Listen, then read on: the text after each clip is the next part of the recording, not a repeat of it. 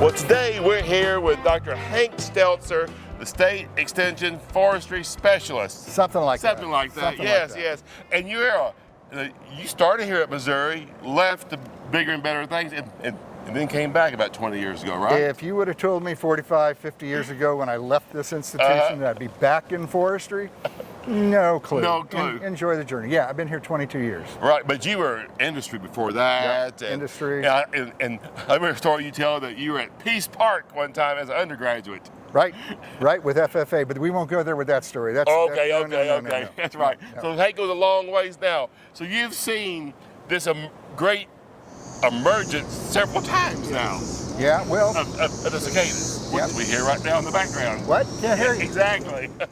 No, 2011, that was the last emergence of this brood. Yeah, it's about the same. But yeah, it's just incredible. And there's two broods going on, I think. Well, there are two broods. So this is 13. 19 is actually larger in area, but it's up in like North Illinois. Okay. They don't overlap very much. Like if you're east of Hannibal, no, this is 13's here, and it's basically Boonville East. Really? Yeah, we've got, Tamara, she's up there, extension specialist up there, and she's Dr. Bug, right? Oh, yeah. You've had her, and she was all, hyped for it, and no cicadas up there. Oh, no. Yeah, so she's had to travel to Columbia, she's had to travel to St. Louis. Yeah, she was all, she did the big piece saying it was coming, and now we're dealing with the effects, the after effects, the calls that I'm getting. So we've got eclipse in April, and now the cicadas. We've had two great things happen to us. Yeah, locusts are next. Okay. Locusts are next, huh? Right. But is that true? No. Okay, no. good. So, well, maybe did the natural forest end about Boonville, and we picked up in the prairie? Is that why? That's it, because the whole ecosystem, the whole thing's evolved, and what these guys feed on are our oaks and hickories and maples.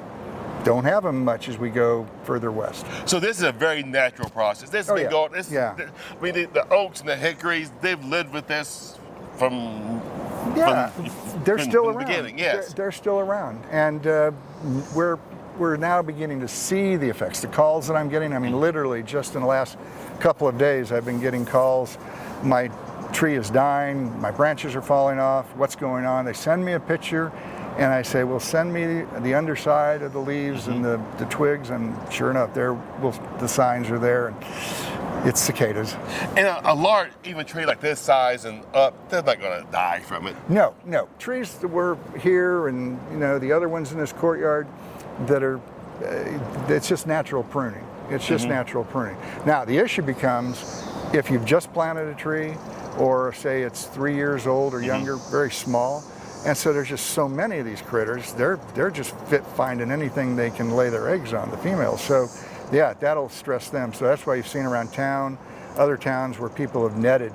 If they read Tamara's piece, that they say to protect those trees, you've got to net them to just keep the females off of them. Sure. Yeah. And the females, they lay their eggs. You have some examples of that. Yeah, we'll show that later on. But they lay their eggs on the understory. Yeah, oops, you just broke it. Look, can't take him anywhere. Because it's weakened. Because it's weakened right there. But it's really these little, and we'll show a close-up, but the female lays about 30 to 40 or 300 to 400 eggs in these slits. Each one of the slits? Each one of those slits will contain about 30. So if you go onto any of your trees that are affected, you'll see about 10 of these slits in a row, right down the stem. That's one cicada that did that. And in each of those slits, there's about 30 to 40. So ergo, 300 to 400 eggs are developing right now there. And they don't even care. So this is the stem, but here, this is the part of the leaf. And this gal, 1, 2, 3, 4, 5, 6, she got lazy. She only did 6. But if the rachis, if the stem stalk is large enough, they'll put it there. And there's some more up there. They usually like the current year's growth, which is usually a lighter color because the tissue's softer. But you'll even have it back on the second year's growth from last year. But it won't go past that usually. Not really. You'd have to have like let's say a small 1 or 2 year old tree before you really get a lot. and one tough bug. Because, I mean, the ovipositor, the knife-like apparatus on their nose, they've got to cut through that plant tissue, right? So sure. it's succulent on this year's growth that just came out, and not so much second year. By third year, you got to have one tough bug. Yes. I'll respect her if she's got going back. Well, that's there. why this leaf. Right. Yeah. That's so tender. And there's just so many of them. They'll, a couple of weeks ago after they were mating, or when they were mating here in last week, they were just everywhere. And so it was kind of like, well, I can't get it where I want, so I'm going to move over here to where there's not another female laying her eggs.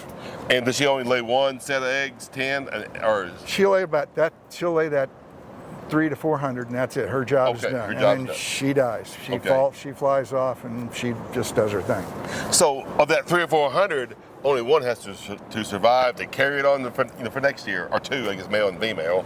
Or 13 years, yeah. Or 13 years, right. yes. But they lay so many because it's survival of the fittest, right? Because the bugs that are flying around, the males and females, they're excellent for birds. I mean, that's protein, fat. I mean, so they've got to have so many produce because they know that the birds are just going to go, this is the year. This is open season banquet, and they just get satiated. I mean, they feed till they can't feed anymore. My bird feeder, they haven't touched my bird feeder.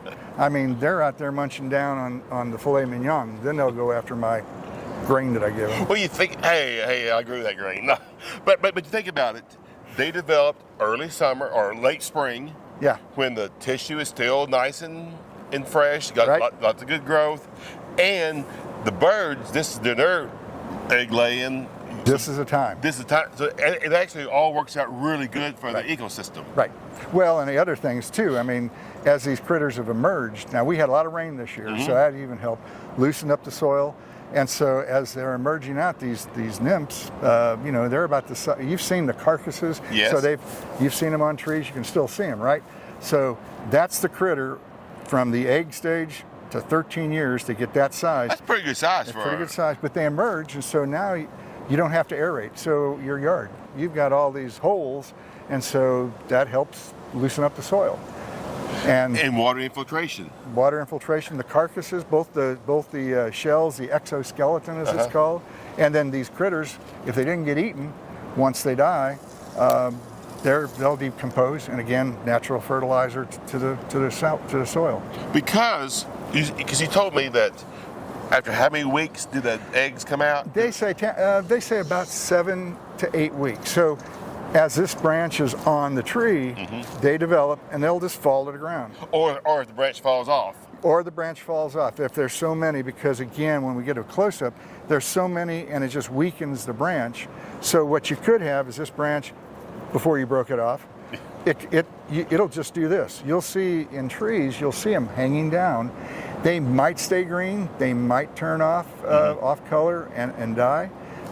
And then if it's so much, they'll break and fall to the ground, or they'll hang there like this, and then a summer storm, a winter ice storm, winter, so we're going to be seeing you're going to be seeing twigs, a lot of twigs on the ground this year, next year, maybe even a third year out, 2 years out. Really? Well, it depends on how tough they're hanging on. So they can hang on for a couple of years. Well, they could, depending, but eventually they'll break off, and everybody goes, "Oh, my tree!" That's when I get the calls. My trees are dying because I see this, right? And no, so I say, well, what it is, and I have to calm them down. I say, it's natural pruning. Yeah, it's going to sprout out and new branches and whatnot. If it's a small tree, so that's where if you didn't net it, and they're asking me, what should I do? I say, well, the best thing is just call a certified arborist and let them come out and see. Don't do anything right now. I mean, just let the tree do its thing, and then have an arborist come out, or where they can say, okay, we can still do some corrective pruning, but if you have to take off too many of them and it's a young tree, then you might have to replace it. There goes your food source. Well, the food source, and it might just too much stress on the tree, and you might have to replace it. That's one homeowner I had to tell them that yesterday. So we think about this. So we saw the benefits of the birds and the soil aeration, but now these go into the soil for deep too. Don't they go down? No, Really? they just go down about 4 or 5 inches. So you mean, they're when I'm out there digging up worms sometimes, I find these white grubs? You might find, I don't know, hey, I'm not an entomologist. Okay. Okay, I'm a tree guy, okay? But no, they might be some of those developing, from the 13-year brood, or we've got our annual cicadas. They don't come out in all these numbers. Those are the ones you hear buzzing in July and August. They're about 1.5 times larger than the critters that have been flying around now. Oh, really? But they just come up, they're annual. So those could be the grubs, but they're in the ground. But once those eggs fall to the ground and they burrow in, now they feed on the feeder roots of plants, of grass. Plants, grass, and trees. And trees. So that could be another stressor to a tree if the tree's already got issues, whether it's from all the drought and the floods we've been having. Trees have a memory. They can have, we're seeing a lot of trees dying, and they're saying, oh, it's the cicadas. No, it's because of the drought we had the last 2 years. And the trees so when a tree becomes stressed, there are natural fungi in the ground. Their job is to finish them off. So that's where oaks are really good for doing that decline that we get. Around the Lake of the Ozarks, further west again, you get those more stressors. The trees already in a state of distress, it's just another nail in the coffin. Well, that's why our tree line started in west of here. That's one. Just the Missouri. fact that we're drier, our soils are weaker, we move into the grasslands, and so anything out here, our trees are pretty hardy. They grow slow. Right. But they're hardy. So. It's interesting, the annual cicadas. I just thought those were our 13-year cicadas that got messed up. No, that's an ant. They weren't paying attention. Got 13 years. Well, we're still getting some cicadas. We've passed our peak, but you're still seeing some activity. So it's just like any natural population. You got the early adopters, the early arisers. They came out. And so now you've got some tail end, but the birds and everybody were just kind of, they hit that top of that bell-shaped curve. Fantastic how they've all evolved together, and even the timing is together. Right.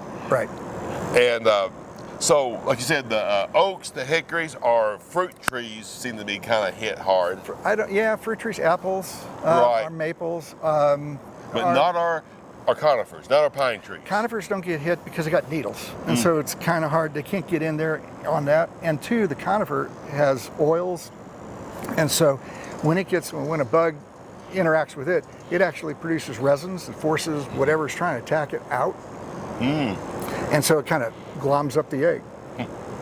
So, like east of here, east of the Mississippi, we had the great chestnut forest, which are gone now. When a species goes, it could affect a lot of things too, couldn't it? It could. I mean, it's all tied together. Yeah. It's all tied together. I mean, another time we can talk about our oaks. That because we're not weeding the garden of our natural woods, we're not getting oak regeneration. So the wine and spirits people, if you like to drink wine, spirits, 80 years, if we don't start doing things to our woodlands now, we're not going to have white oak to make the barrels. I wondered about that. Teaser alert. We'll talk about that another time. Because when you go into the Ozarks and you see all the white oak harvest. We've got, here in Missouri, you look at a map that is out there. I mean, we're a hotbed for white oak. We've got tons of it. So we're okay, but we can still, that supply will go down. Right. And so it's harvesting. They're harvesting sustainably.